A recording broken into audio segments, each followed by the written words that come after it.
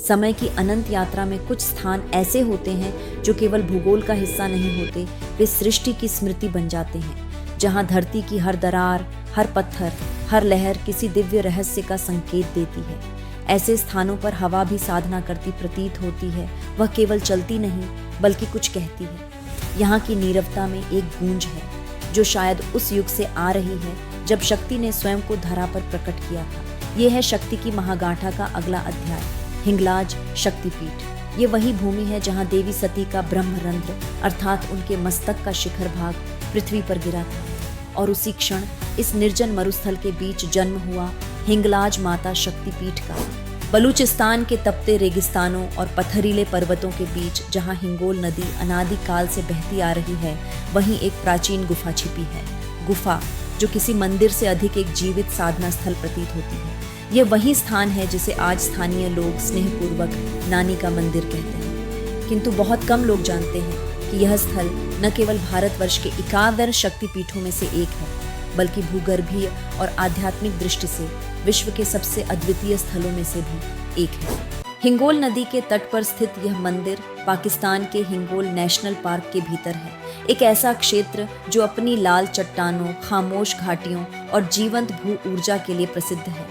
यहाँ एक ज्वालामुखी भी है जिसे स्थानीय लोग चंद्रगुप्त कहते हैं। यह पर्वत देवी की तपस्या का प्रतीक माना जाता है, जहाँ आज भी धुआं उठता है, मानो माता स्वयं ध्यान में लीन हो और उनकी सांसों से पृथ्वी गर्म हो रही हो। हर वर्ष यहाँ 4 दिन की तीर्थ यात्रा होती है, जिसमें भारत, पाकिस्तान, नेपाल और बांग्लादेश से श्रद्धालु शामिल होते हैं। वे हिंगोल नदी पार करते हुए तपते रेगिस्तान में नंगे पांव चलकर उस गुफा तक पहुंचते हैं जहां मां हिंगलाज का शिला स्वरूप विराजमान है। यह यात्रा केवल शरीर की नहीं, आत्मा की परीक्षा है। यहाँ कोई मूर्ति नहीं, कोई अलंकार नहीं, केवल एक शिला है जो लाल मिट्टी से सनी हुई है। वही मिट्टी यहाँ मां की देह मानी जाती है। स्थानीय बलूच जनजातियां इसे नानी मंदिर कहती हैं। उनका विश्वास है कि नानी उनकी रक्षक देवी हैं, जो सभी जातियों और धर्मों के लिए समान है। यहाँ हिंदू और मुस्लिम दोनों समुदाय मिलकर इस तीर्थ की व्यवस्था संभालते हैं। ये दुर्लभ उदाहरण है जहाँ धर्म की सीमाएं मिट जाती हैं और केवल श्रद्धा शेष रहती है। लेजेंड्स के अनुसार यहीं भगवान परशुराम ने अपनी माता रेणुका की हत्या का प्रायश्चित किया था। उन्होंने यहाँ तप किया और देवी ने उन्हें पाप मुक्त किया। तभी से इस स्थल को पापहरिणी पीठ कहा जाता है। गुफा के भीतर जब कोई प्रवेश करता है तो तापमान अचानक बदल जाता है। वहाँ की हवा में एक अजीब सी गर्माहट होती है और कभी कभी हल्की सी ध्वनि सुनाई देती है, मानो कोई घंटा अनंत काल से बज रहा हो। वैज्ञानिक इसे भूगैसों का परिणाम कहते हैं, पर भक्तों के लिए यह देवी की प्राण ध्वनि है, माँ की जीवित उपस्थिति का प्रमाण। पुरातत्वविदों के अनुसार हिंगलाज का यह क्षेत्र शायद सिंधु घाटी सभ्यता की देवी पूजा का केंद्र रहा होगा।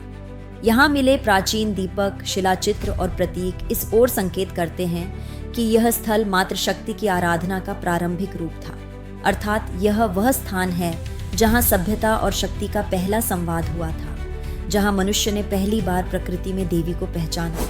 आज भी जब तीर्थयात्री हिंगोल नदी में स्नान करते हैं और चंद्रगुप्त पर्वत के पास लाल मिट्टी का लेप लगाते हैं, तो वे केवल पूजा नहीं कर रहे होते, वे सृष्टि और शक्ति के उसी प्राचीन बंधन को पुनर्जीवित कर रहे होते हैं। हिंगलाज माता केवल एक शक्तिपीठ नहीं, बल्कि सामूहिक आस्था की जड़ है। यहाँ धर्म, भूगोल और सभ्यता तीनों मिलकर शक्ति का अर्थ परिभाषित करते हैं। और याद रखिए, ये महागाथा यहीं समाप्त नहीं होती। हर मरुस्थल, हर नदी और हर गुफा में देवी का कोई न कोई रूप छिपा है। कहीं वह अग्नि है, कहीं वायु, कहीं जल और कहीं मौन। हमारे अगले अध्याय में हम फिर चलेंगे एक और रहस्यमयी शक्तिपीठ की ओर, जहां देवी की ऊर्जा एक नए रूप में प्रकट होती है और ब्रह्मांड के रहस्यों को फिर से उजागर करती है। जुड़े रहिए शक्ति की महागाथा के अगले अध्याय के साथ, जहां हर कथा केवल कहानी नहीं बल्कि आत्मा का अनुभव है।